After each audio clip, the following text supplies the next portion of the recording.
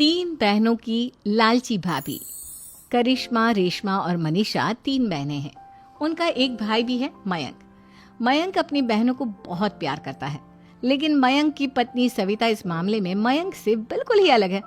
वो अपनी ननदों का जितना बुरा कर सकती है उतना बुरा करती ही रहती है और अपनी ननदों पर हुक्म भी चलाती है। करिश्मा, करिश्मा, तुमने अभी तक नाश्ता नहीं बनाया? तुम्हारे भैया को ऑफिस जाने में देर हो रही है। हाँ भाभी, बस अभी बनाती हूँ। करिश्मा, तुम ये ढीलापन छोड़ दो। कल को पराये घर जाना है। वहाँ अगर तुम इस तरह से काम करोगी तो लोग क्या कहेंगे कि माँ ने और भाभी ने कुछ सिखाया नहीं। और तुम्हारी दोनों बहनें कहाँ हैं? अब रेशमा मार्केट गई है और मनीषा सो रही है। क्या? सुबह के 8 बज रहे हैं और ये महारानी अभी भी सो रही है? ये कहते हुए सविता अपनी सास दुर्गा देवी के पास जाती है। माँ जी, देख रही हो अपनी बेटियों के तौर तरीके? क्या हुआ बहू, सुबह सुबह क्या कर दिया मेरी बेटियों ने? अरे एक तो अभी अभी उठकर किचन में गई है, दूसरी सुबह सुबह बाहर चली गई और तीसरी अभी तक सो रही है। क्या करूं मैं इन तीनों का, मैं तो परेशान हो गई हूँ। जा जाकर उठा उसे और रेशमा से मैं बात करती हूँ। सविता सीधा मनीषा के कमरे में जाती है और उससे कहती है, महारानी जल्दी उठो, सूरज सर पर आ गया है। भाभी थोड़ी देर और सोने दो ना, मैं रात को लेट सोई थी। वो क्या ना, यूनिट टेस्ट चल रहे हैं। शराफत से उठती है या नहीं, या फिर पानी की भरी बाल्टी डालूं तेरे ऊपर?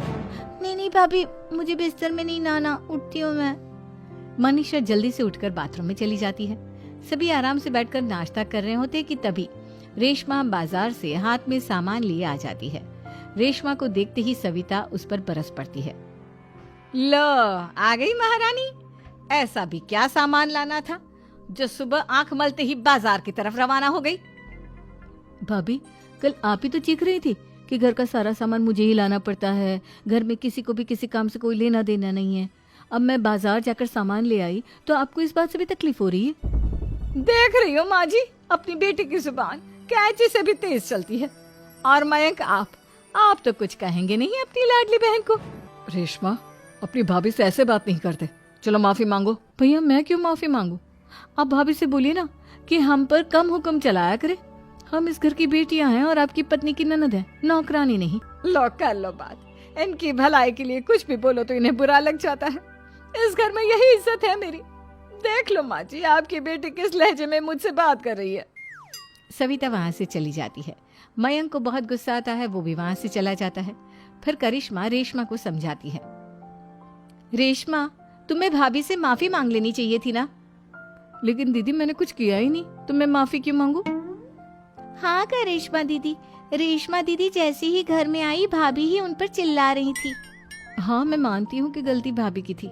मैं तो इसलिए बोल रही हूँ कि भाभी ने माँ को तो पूरी तरह अपने वश में कर लिया है। वो हमारी बात सुनती ही नहीं।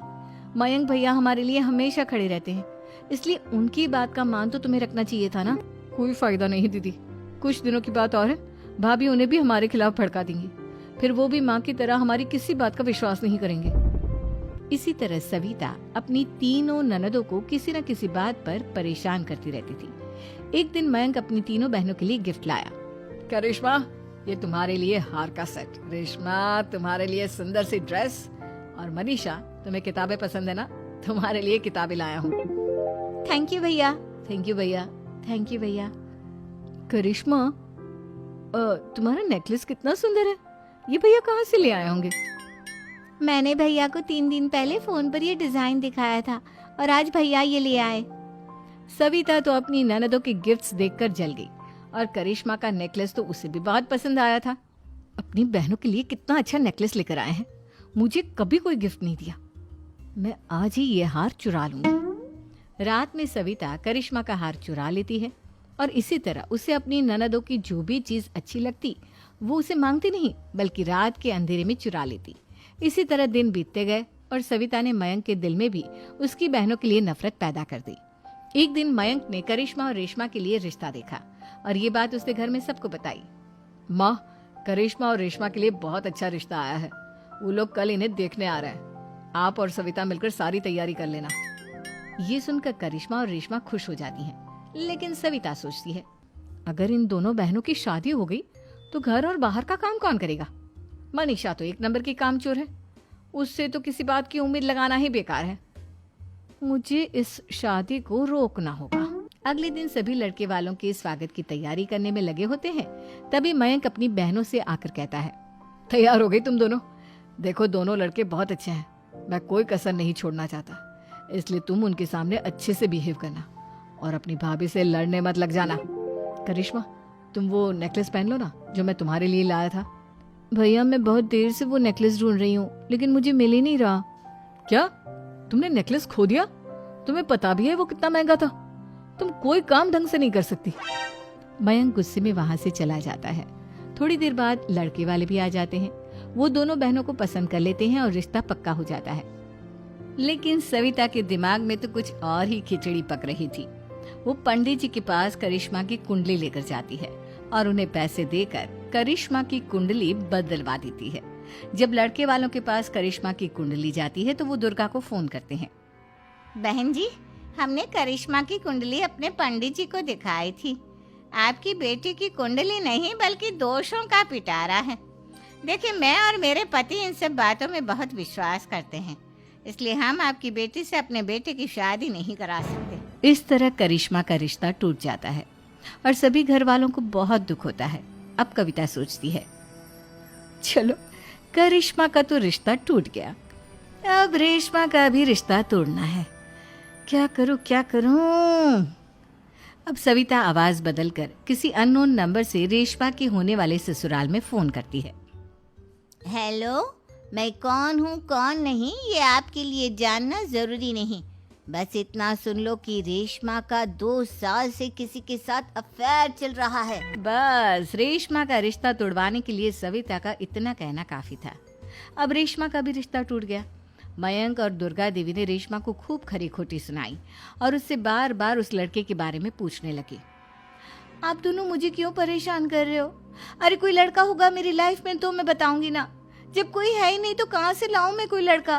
तो तेरे होने वाले ससुराल वालों को फोन किसने किया था?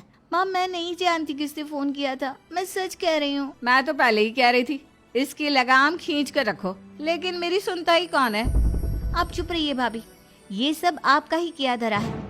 अब तीनों बहनों को विश्वास हो जाता है कि ये सब उनकी भाभी ही कर रही है। तीनों बहनें अपनी भाभी को सबक सिखाने के लिए एक वकील कर लेती है और घर में हिस्सा मांगना। देखो भैया, माँ बाप की जायदाद में जितना बेटों का हक होता है उतना ही बेटियों का, इसलिए इस घर के 4 हिस्से होंगे और हमें अपना हिस्सा चाहिए। मैंने तुम्हारे लिए क्या क्या नहीं किया और तुम इस घर में हिस्सा मांग रही हो? भैया, आप और माँ हम बहनों की कोई बात नहीं सुनते हो और भाभी हमारी शादी नहीं होने देगी क्योंकि उन्हें लगता है कि आप हमारी शादी में ज्यादा पैसा लगाओगे और उन्हें हम जैसी फ्री की नौकरानी कहाँ मिलेगी। तो हम भाभी के साथ तो रह नहीं सकते, हम बहनों को अपना हिस्सा चाहिए। अरे तुम्हें शर्म आनी चाहिए अपने भाभी पर ऐसा इल्जाम लगाते हुए। वो तुम्हारे बारे में कितना सोचती है। हाँ माँ, भाभी हमारे बारे में बहुत सोचती है, दिन रात बस यही सोचती रहती है कि किस तरह से अपनी तीनों ननदों को परेशान करूं और कभी मुझे पढ़ने भी नहीं देती। दोनों बहनों का रिश्ता भी तो इन्होंने ही तोड़वाया है और रात में हमारे कमरे में आकर हमारी चीजें भी चुराती हैं। इसी तरह सविता की तीनों ननदें अपनी बात पर अड़ी रही। अब कोर्ट में तारीख भी शुरू हो गई। जब सविता को लगा कि उसकी तीनों ननद इतनी आसानी से नहीं मानने वाली, तो उसने अपने पति और सास को सारी सच्चाई बता दी और अपनी तीनों ननद से माफी मांगी। मयंक और दुर्गा को भी अपनी गलती का एहसास हो गया। अब सविता खुद करिश्मा और रेशमा के लिए अच्छा रिश्ता ढूंढती है और उनकी शादी करवाती है।